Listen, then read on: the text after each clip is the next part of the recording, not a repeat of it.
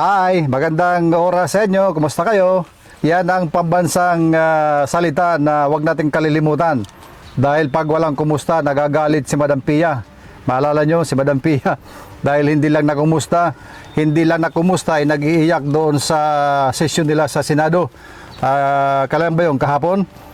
Pero importante yan, ha? Importante ang pangungumusta. Dahil ako man din ay nangungumusta sa inyo. Kumusta na kayo? Matagal-tagal tayo hindi nagkita-kita at huwag kayo magtataka kung bakit ganito ang sit-up ko ngayon. Wala ako sa studio ngayon. Ako ay nasa labas at may mga ginagawang iba. May kinalaman pa rin sa ating trabaho.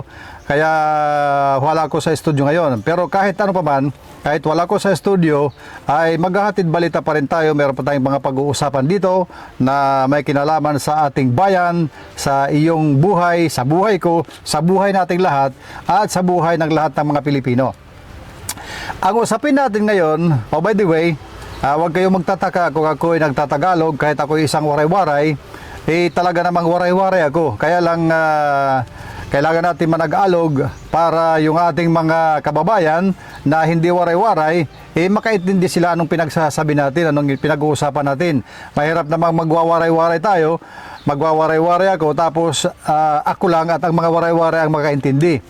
Pero yung mga iba, kagaya ng mga Tagalog speaking people, yung mga Cebuanong iba, at iba pa, ginagamit natin yung pambansang wika, ang Pilipino, para lahat tayo more or less magkaintindihan.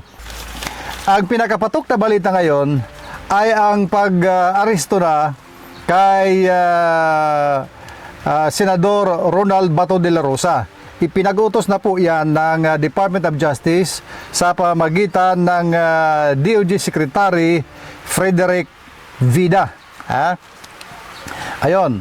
So, inanunsyo ni DOJ Secretary Vida na number 1, valid yung warrant of arrest na ibinaba ng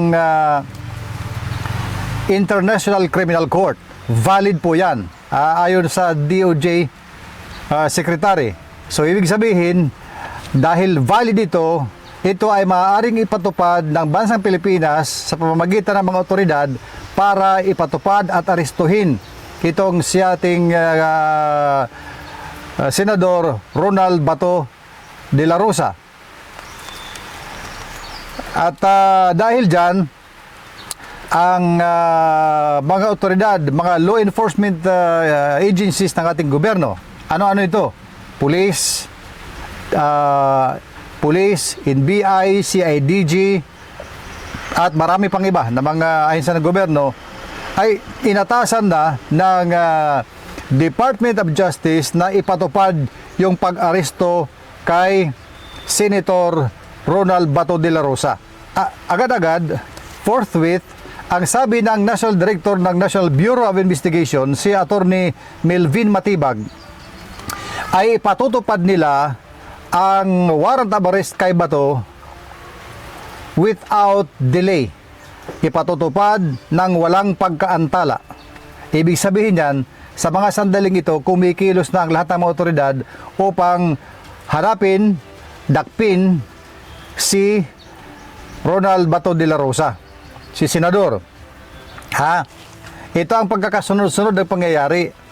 Di ba maalala nyo, noong Mayo 13 ay pilit na pumunta si Senator Bato de la Rosa sa Senado dahil decision nila.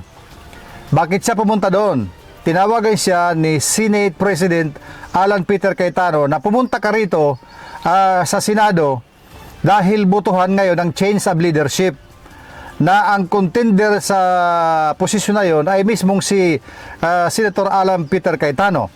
At dahil doon makukuha nila ang majority ng Senado, nga siya nga namang nangyari, nakuha nila. Kaya pilit na pumunta doon si Senator Bato dahil siya ang ika-13 na boto. Pag naging 13 ang boto, 13, makukuha na nila ang majority ng Senado. May control na sila sa Senado kasi nga majority sila. At yun ang nangyari. 13 sila. So napaka-importante, napakahalaga ng presensya ni Bato sa araw na yon. dahil siya ang tiebreaker doon sa botohan. So nakuha nilang 13, kaya nakuha ni Peter Cayetano ang pagiging Senate President. Ganun ka-importante yung presence niya, kaya pinilit talaga niyang pumunta kahit nagtatago na siya ng mahigit 7 buwan. Anong sumunod na nangyari? Habang siya ay nasa Senado, ay nakapalibot naman ang ating mga kapulisan na NBI sa buong compound ng Senado hanggang sa gabi.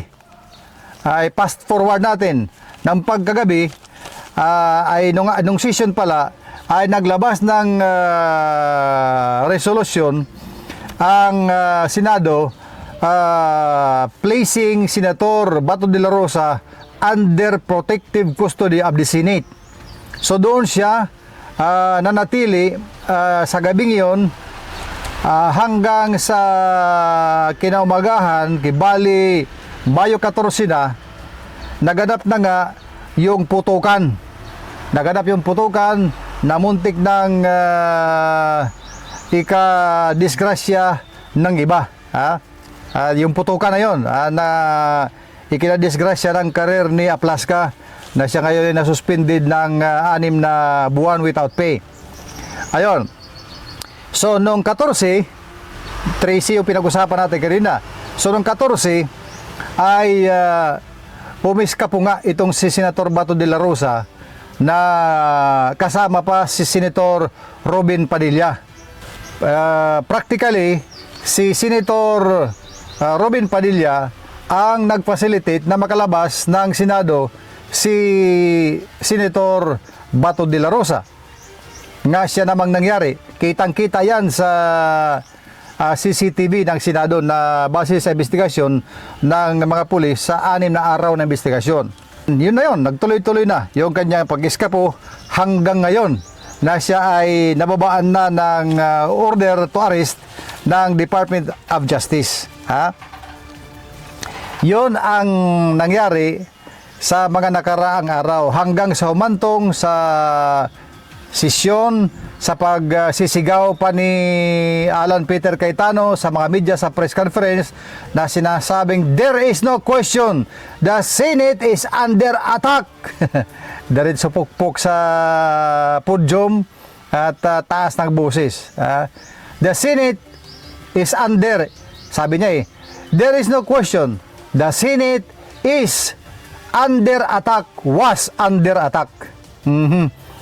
Pero ang findings ng investigasyon na 6 na araw na findings, sinabi ni DILG Secretary John Vic Remulla na all evidence points that there was no attack on the Senate.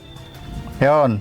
Walang pangangatake sa Senado ayon sa lumabas sa 6 na araw na investigasyon. At yan ngayon ay magpapatuloy pa sa ginagawang panel investigation sa pangunguna naman ngayon ng Department of Justice. Diyan lang muna tayo ngayon kasi sa takbo ng investigasyon, maging si Senador Robin Padilla inilagay na, si Senador Robin Padilla ay inilagay na sa mga taong person of interest sa pagpapatakas kay Senator Bato de la Rosa. Kasama na dyan ang direktang kasama bilang by command responsibility bilang Senate President, kasama sa person of interest na imbestigahan ay si mismong Senador Alan Peter Cayetano at marami pang iba dyan sa Senado. Kaya habang gumugulong itong investigasyon, parami ng parami ang mga taong posibleng makasuhan dahil sa nangyaring pagkatakas ni Senator Bato de la Rosa mula sa Senado. So, ang latest sa ngayon na under na sa order na arestuhin itong si Senator Bato de la Rosa. Ang pinakabagong balita ayon sa NBI ay meron silang informasyon kung saan ngayon naroroon si Senator Bato de la Rosa.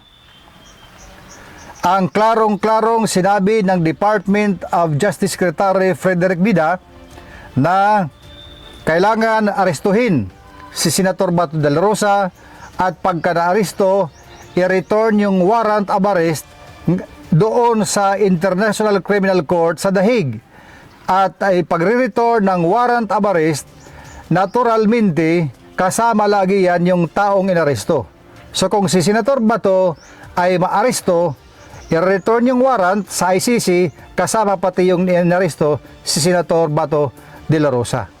To cut it short, pag nangyari yon, ay magkakasama na doon sa The Hague si Senator Bato de la Rosa at si former President Rodrigo Roa Duterte.